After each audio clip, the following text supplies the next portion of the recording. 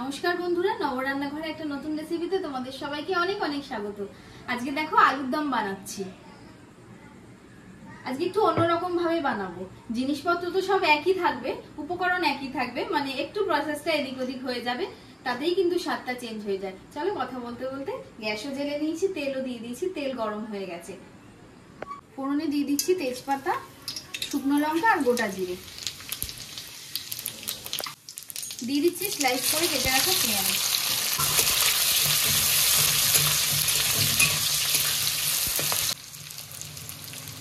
পেঁয়াজের সাথে কিন্তু আলুগুলোকেও ভেজে নেবো একসাথে।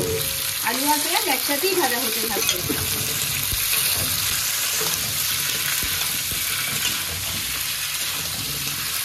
এখন আমি আলুটাকে ভালো করে লাল লাল করে ভেজে নেব। আলুটা দেখো সুন্দর করে লাল লাল করে কিন্তু ভাজা হয়ে গেছে। শুধু আলু নয়, আলু পেঁয়াজ একদম সুন্দর লাল করে ভাজা হয়ে গেছে। আর একটু ভাজা হোক, ততক্ষণ একটা মশলা তৈরি করবো। নিয়ে নিয়েছি হাফ বাটি টক দই। টক দইয়ের মধ্যেই দিয়ে দেব চিনি, নুন, হলুদ গুঁড়ো, লঙ্কা গুঁড়ো। এখানে আমি কাশ্মীরি লঙ্কা গুঁড়ো আর নর্মাল চিলি পাউডার দুটোই নিয়েছি। দিয়ে দিচ্ছি জিরে গুঁড়ো। ভালো করে দইয়ের সাথে মশলাগুলোকে ফেটিয়ে নেব।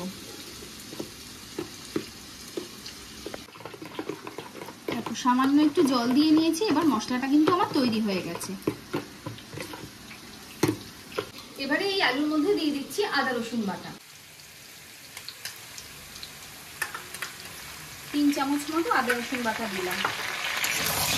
এবার এই বাটা মশলাটা দিয়ে আগে আলুটাকে আবার একটু ভেজে নেব, যাতে মশলার গন্ধটা চলে যায়।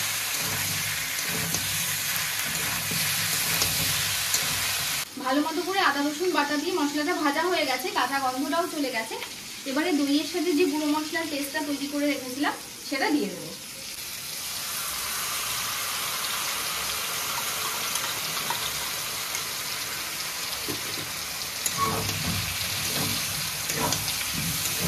এবার আবার ভালো করে কষাবো।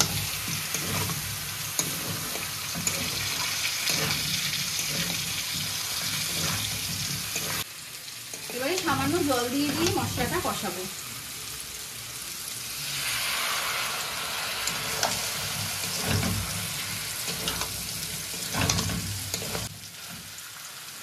আবারও একটু জল দিয়ে দিচ্ছি।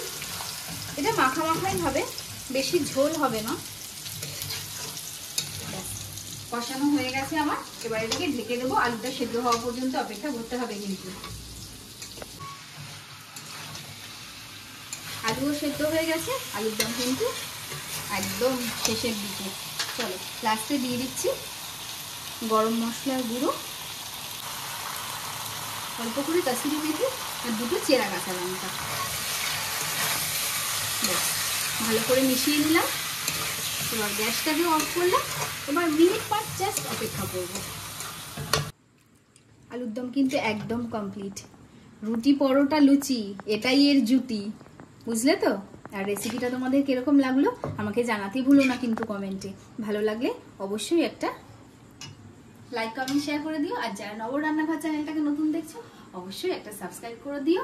আর পাশে থেকো নতুন নতুন এরকম রেসিপি দেখার জন্য। তো চলো সবাই খেতে থাকো, খাওয়াতে থাকো। দেখা হচ্ছে অন্য রেসিপির সাথে অন্য একটা ভিডিওতে। টাটা।